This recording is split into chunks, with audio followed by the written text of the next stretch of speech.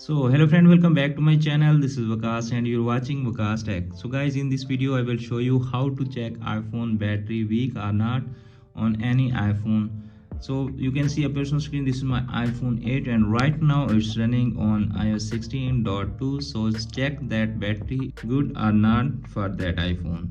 So firstly you need to open your iPhone setting. You can see a personal screen setting here. Just scroll down and tap on battery. Okay, you can see appears on screen all battery update and apps that using on that iPhone battery is showing here. Now scroll down and check the battery. You can see appears on screen its battery health showing on service right now. Just tap on that option. You can see appears on screen it's showing here imported battery message. So basically it's asking for the replaced battery of that iPhone.